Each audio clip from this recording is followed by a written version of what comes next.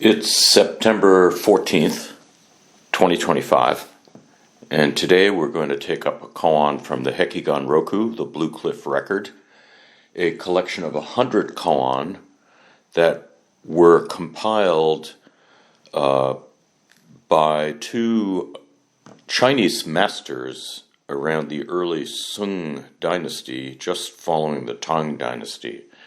One of the masters was Engo and the other Seppo. Now Engo, whose Chinese name was Yuan Wu, and these were Chinese masters, also has a number of letters to his disciples and students compiled in a wonderful book, and I'm going to read from this as well. This book is called Zen Letters, The Teachings of Yuan Wu, translated by J.C. and Thomas Cleary. But the koan we're going to take up today is a very abstruse, almost on the surface incomprehensible koan, which makes it so valuable and so powerful. And one of the aims of my talk today is going to point out how to approach a koan like this, how to start sinking your teeth into something that, at least initially, seems to be made of solid iron. You can't get your teeth sunk into it. But we're also going to go into what this koan is pointing at and how it can help you so much in your practice. So I'll read the koan, and then I'm going to read something by Yuan Wu, the compiler of the Hekigan Roku. So here's the koan. It's case number 22. And the title is Seppo's Turtle-Nosed Snake. And this is just the case, not the introduction, not the verse, and many other parts of this koan that would be found in a much more comprehensive text by the Cleary brothers as well, the Blue Cliff Record. This is from a booklet of cases that are used in our Living Dharma Center curriculum and were also used previously and maybe currently at Rochester Zen Center, where my teacher Richard Clark trained. And I studied under Richard and went through these cases from this booklet from which I'm going to read right now. This is case number 22, Seppo's Turtle-Nosed Snake.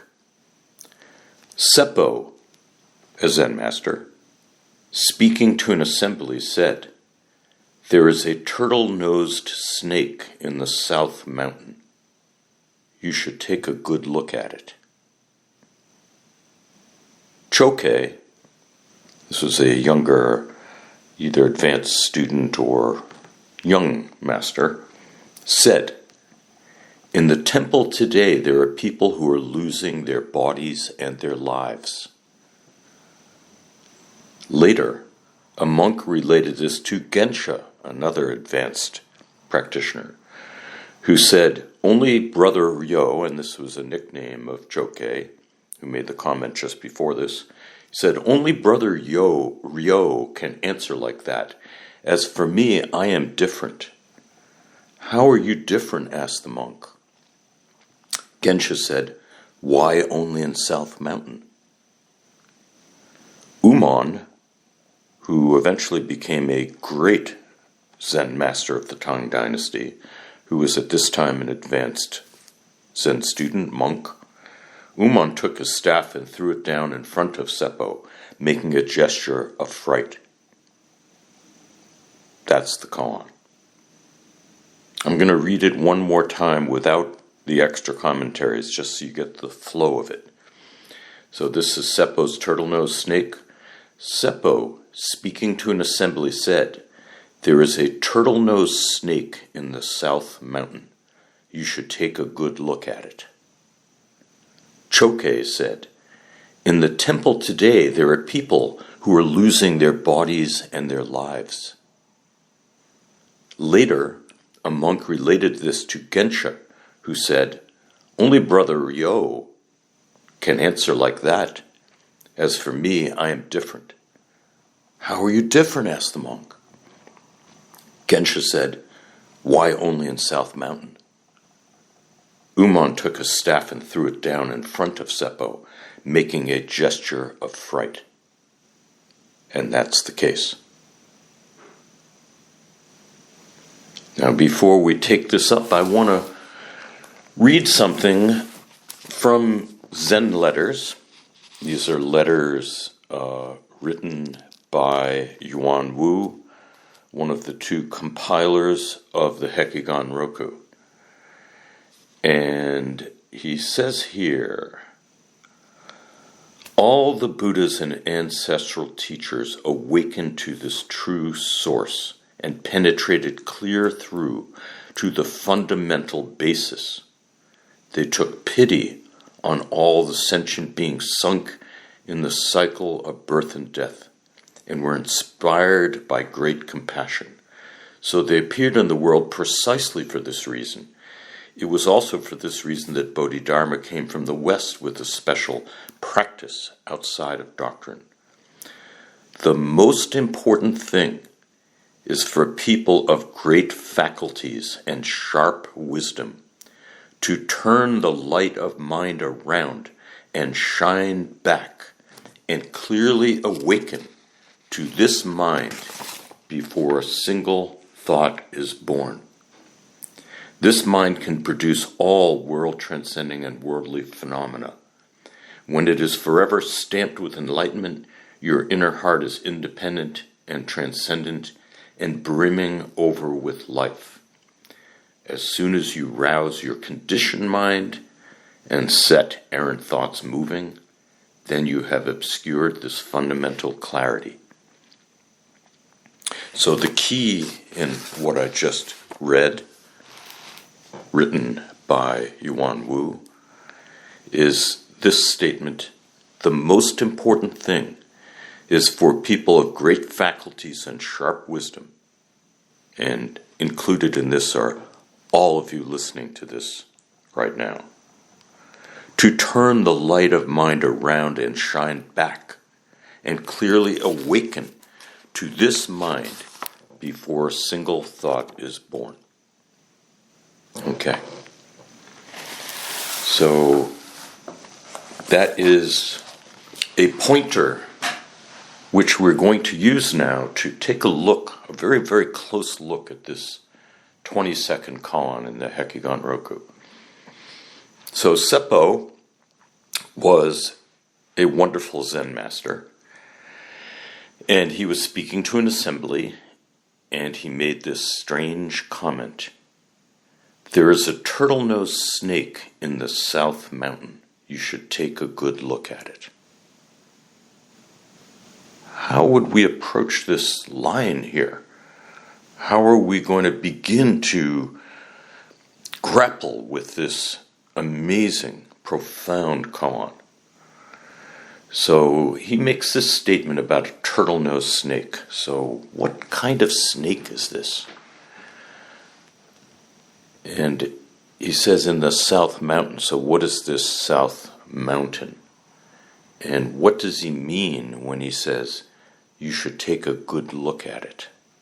So let's talk a little bit about this snake. So I'll speak a little bit allegorically here, but let's just say that this turtle-nosed snake is a venomous and deadly snake. Let's say that it's everywhere, but very rarely seen. Let's say that it's rarely seen because it is so expertly integrated into, melted into, hidden by the world of forms, grass, trees, earth. It's there, but it's extremely hard to see. It makes no sound. It has no smell.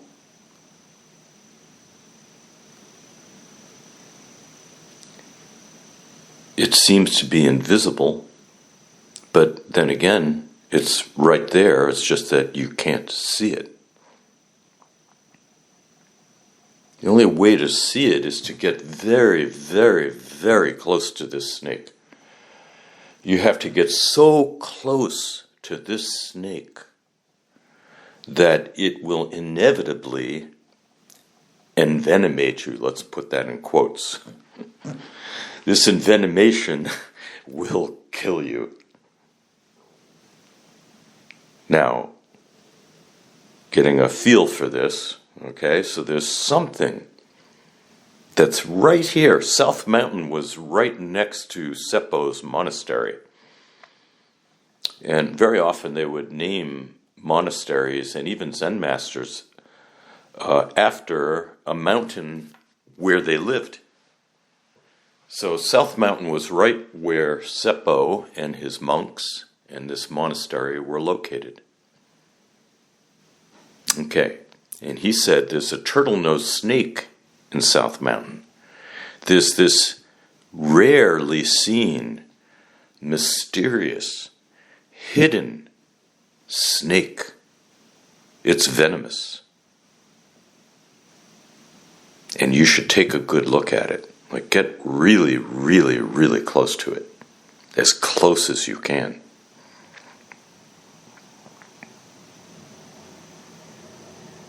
Let's take another look at this term South Mountain. So, remember I read this couple of paragraphs from Yuan Wu, compiler of the Hekigan Roku, where he said, the most important thing for people of great faculties and sharp wisdom is to turn the light of mind around and shine back. And shine back. So let's think about this South Mountain in a little different way. Let's say that this mountain is the mountain of solidity, intensity, purity, of deep, wholehearted, intensely concentrated zazen. When you're in wholehearted, concentrated zazen, you yourself are like a mountain. You have an immovable, immense mind. Now, what's the meaning of south here? He says South Mountain. Well, there's a saying in Zen, looking south to see the North Star. Or if you want to see the Big Dipper, you must look south. Another line in a Zen story was about a monk saying to another monk, a brother monk, what you still need to awaken is a hammer blow to the back of the head. So what is this south? Turning around, looking back. It's looking back. South Mountain. Enter this mountain of zazen and look back. It's another way to think of South Mountain. So as Yuan Wu said, to turn the light of mind around and shine back. He often says in these letters, take the backward step. Step backwards. Not forward, outward at a world of form seemingly confronting you with all its variations, differences, names, relationships, likes, dislikes, all the opposites. So this stepping back is stepping back into the very mind that was previously looking out. Now it's looking in. It's looking back. So Seppo said to his assembled monks in this monastery, where they may have been in sesshin doing very, very deep practice. He's trying to break open their minds a little bit. He says there's a turtle-nosed snake in the South Mountain. You should take a good look at it. What is this good look? How close do you have to get? You have to get right up close to see this snake. As close as possible. as intimate as possible. You have to look back into the very source of your own mind, the very substance of your mind. When you look back into this substance, you don't see anything in particular. Your true nature, as a Zen teacher I studied under once told me, has no form, no color, no sound, no taste, no touch, no thoughts.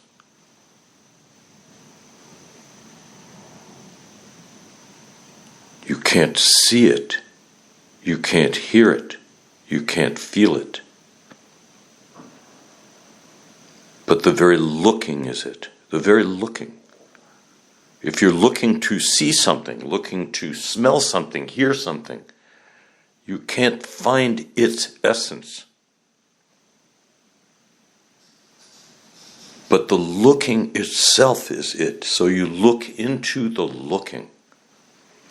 Looking into the looking, you see nothing. And that seeing nothing is it.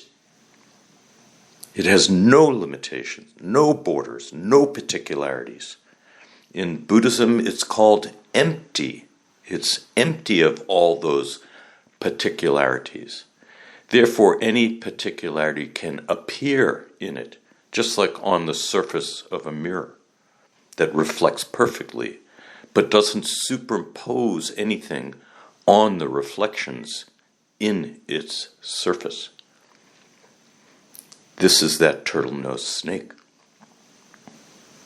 When you peer into this very essence of what you are, your ego, your life history, your feelings, your emotions, your beliefs,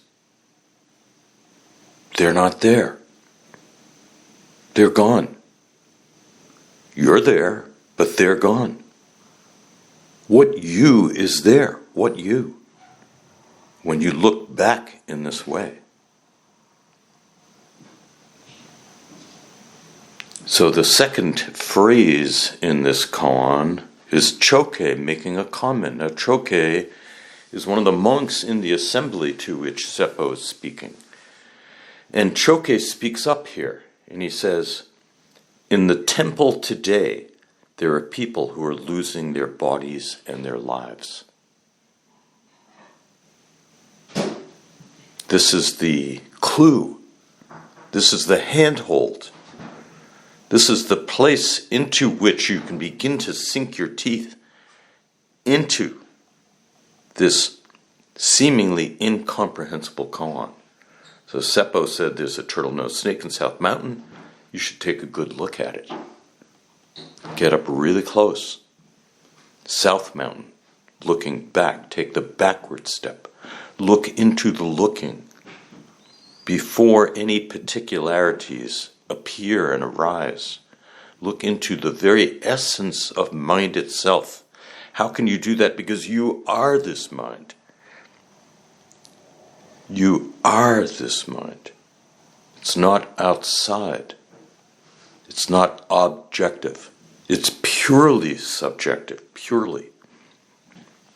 And when you do this, not seeing your body, your life, your concerns, your prejudices, likes and dislikes, you lose all that in a sense because you're not looking in that direction, so it just disappears.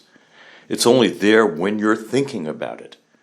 When you're not thinking about it, when you're absorbed in the very essence of what you are, that's gone completely. And Choke says, in the temple today, there are people who are losing their bodies and their lives. What state is Choke describing here? He's describing the state of what in Zen and Buddhism in general we call samadhi, absorption. This is absolute samadhi. This is not right here the samadhi of absorption in an activity, being one pointed about chopping carrots, for example. This is the mind looking back into itself profoundly, intently, without stopping, until all the so-called objects have disappeared from your attention, and all that's left is attention itself. In this state of samadhi, which every serious Zen practitioner can achieve, it's only hard because of thinking and conceptualizing. But if you just let go of thinking and you don't make any concepts, you just look directly, it's not hard. It's right there. It's so close. It's as close as, and I'll put this in quotes, the skin on your eyeballs. That's how close it is. So Choke says there are people who are losing their bodies and their lives.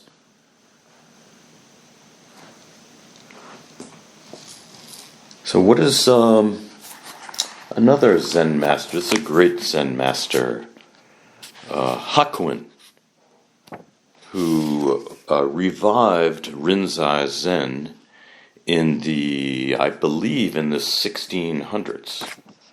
He was a very famous Japanese Zen master. And in describing the experience of samadhi, he put it this way. And this samadhi that he describes is expressed in something called the first of the 5 ranks of Tozan Ryokai. Tozan Ryokai was a Tang Dynasty Zen master who wrote a long poem about awakening. And in the poem there were 5 ranks, so to speak, angles on enlightenment. And the first rank, I'll read the poem, it goes like this. And this is about this losing your body and your life. This is about absolute samadhi, but awakening to its reality, not just being submerged in it, but breaking through the bottom of it, so that you are aware of yourself, the essence of yourself. And here's how the poem goes. The apparent within the real, in the third watch of the night before the moon appears, no wonder when we meet there's no recognition. Still cherished in my heart is the beauty of earlier days. So you're plunged in this samadhi state, and you are also cognizant of the life of being a human, the suffering of sentient beings, all the vicissitudes. But they are just a part of this massive, empty, borderless, limitless truth. You don't deny them, but they're not the core, they're not the source. You cherish them because the pain of these human vicissitudes is what led you to finally let go into this first rank absolute samadhi. And letting go is the essential point here. So what does Hakuin say about this first verse, this first of the 5 ranks? He puts it this way. He said, the rank of the apparent within the real denotes the rank of the absolute, and that's capitalized. The rank in which one experiences the great death. Those are both capitalized. Capital G, capital D, the great death. What does this mean, the great death? Remember, we're talking now about turtle-nosed snake and people losing their bodies and their lives. So this is actually a profound realization that everything you ever identified with has been let go of because it wasn't you. It was a reflection on the mirror, and the mirror is no longer identifying with reflections. So it lets go. That disappears. It disappears in a way that it never really was. It never truly was you. It was a reflection, and now it's completely gone. And this experience is called the Great Death. So Hakuin puts it this way: the rank of the apparent within the real denotes the rank of the absolute, the rank in which one experiences the Great Death, shouts Ka, sees Tao, and enters into the principle. When the true practitioner, filled with power from his secret study, meritorious achievements, and hidden practices, let's take all of that and boil it down to intent, devoted, deep zazen. When this true practitioner suddenly bursts through, and this is a sudden experience, bursts through into this rank, the empty sky vanishes and the iron mountain crumbles. Above, there is not a tile to cover her head. Below, there is not an inch of ground for her to stand on. The delusive passions are non-existent. Enlightenment is non-existent. Samsara is non-existent. Nirvana is non-existent. This is the state of total empty solidity, without sound and without odor, like a bottomless clear pool. It is as if every fleck of cloud had been wiped from the vast sky. Now I'll add to this. This state is not just blackness. It shines intensely with its own knowing. Its knowing itself, makes it singular, filling the universe, but with no particularities, just shining, shining, shining. And this experience is called the Great Death, letting go of identification with ego, feelings, history, thoughts, and immediately stepping back. Remember, you're taking a close look at this turtle-nosed snake. Stepping back just less than a millimeter into the knower itself that suddenly perceives its own truth as the source, the fundamental ground of everything else. Okay. What does Wang Po say about this? So Wang Po was a great Tang Dynasty Zen master. He has a beautiful description of this state of the great death and great, you could say, great rebirth into what you actually truly are, what you are right now, but just don't notice because you're looking out at the world of forms and identifying as that which is looking out. So how does he put that?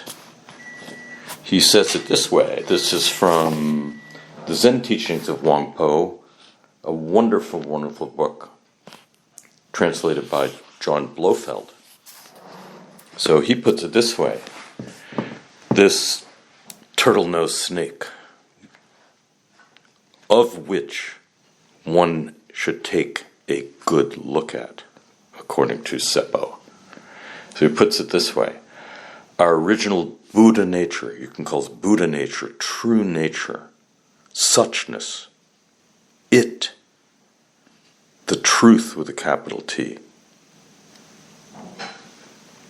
Our original Buddha nature is, in highest truth, devoid of any atom of objectivity. This is the stepping back, not even an atom of looking out at an object. This is the looker looking into the looking. Our original Buddha nature is in highest truth devoid of any atom of objectivity. It is void, omnipresent, silent, pure. It is glorious and mysterious, peaceful joy, and that is all. Enter deeply into it by awaking to it yourself. That which is before you is it in all its fullness, utterly complete. There is naught beside, nothing beside. So this last part of his comment is going to help us make sense of the second half of the Case 22, Seppo's turtle-nosed snake, where he says, that which is before you is it in all its fullness, utterly complete. So first rank is looking back, taking a close look at this turtle-nosed snake in South Mountain, so that you let go of even the last shred of self-identification with anything objective, my body, my life, my mind, my problems, my neuroses, my likes and dislikes. When you look back and become the surface of the mirror and no longer identify with the reflections, you die the great death and you're reborn into this truth that shines of itself, filling the universe, both formless and full all at the same time. Now the second part of this koan goes like this. Later a monk related this to Gensha, who said, only Brother Yo, referring to Choke, can answer like that. As for me, I am different. How are you different? Asked the monk. Gensha said, why only in the South Mountain?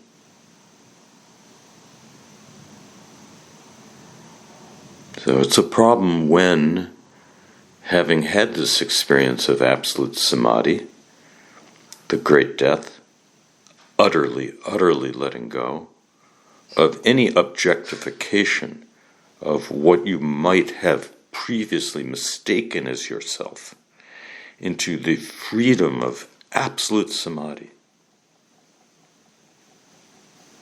is to then in your mind make a distinction between the freedom of absolute samadhi, no form, color, sound, smell, taste, touch, thoughts, and see the world of form is outside that, the so-called dirty world, the world to be avoided.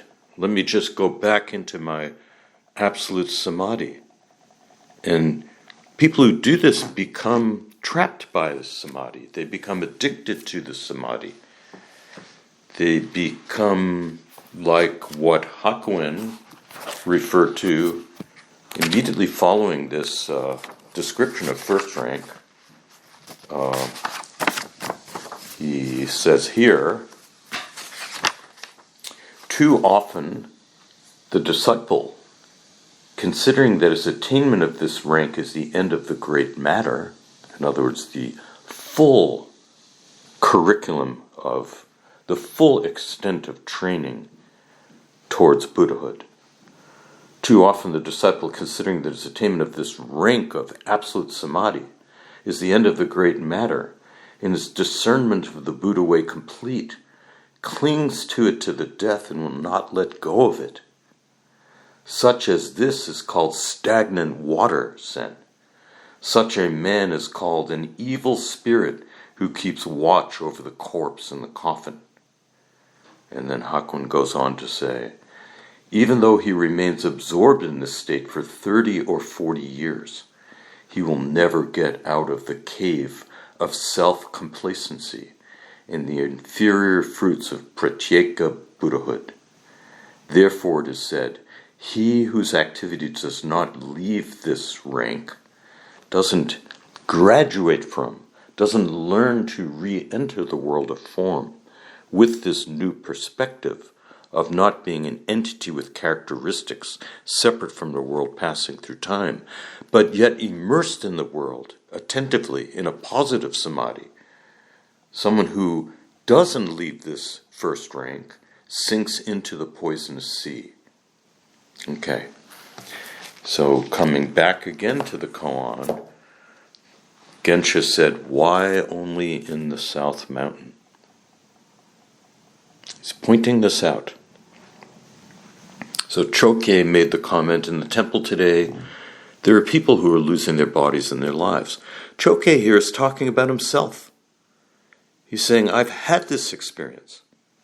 I've completely let go of identification with some idea of a self as a separated entity passing through time, separate from the world. I've let go of that. I somehow was able to let go with both hands. And immediately the truth of my formless, borderless, boundless, true self exposed itself, like shining like the sun, just shining, shining, shining, all alone in the universe. And Gensha says, as for me, I'm different. I've come back to the world of form, but not as a separated entity, but as one fabric with the world of form, one fabric.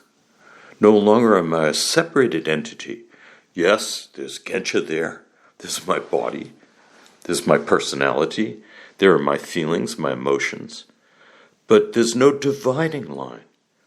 All of those are part of this world of form. They're one fabric with this world of form. There is no real separation. There only was when I identified with the split-off entity and thought it was me. But when I realized the real me was the very beingness of the world, my next step, my second rank, plunging into the world, melting into the world, showed me that this beingness is in the world, of the world, not separate from the world. And this is a very important second half to this koan, Seppo's turtle-nosed snake. How are you different? Asked the monk. Gensha said, why only in South Mountain? I'm everywhere. I'm not only in the state of samadhi, which, yes, is very important to continually return to remember, to free yourself of the fear of identifying with a temporary body, mind, and life that will die someday, and fearing that destruction, that annihilation, to come back again, remind yourself over and over what you truly are, this absolute samadhi state, this great death state. But don't stay there. This is a bodhisattva path. This is coming back to save all sentient beings. Save all sentient beings. So he said, why only in the South Mountain? And now Umon, the final protagonist in this case, the great master Umon, who was a monk at this time, he was expert at making a gesture that tied it all together. So Umon took his staff and threw it down in front of Seppo. This is probably in front of the whole assembly of monks. Umon took his staff and threw it down in front of Seppo, making a gesture of fright. Each and every single thing is this turtle-nosed snake. The book in front of me, the table my arms are on, the chair I'm sitting on, the floor, the world, the sky, the birds. Each one of these is the turtle-nosed snake. This is reality melted into the world of form, not standing apart. So I'm going to read this in so-called incomprehensible koan one more time, and then we'll end.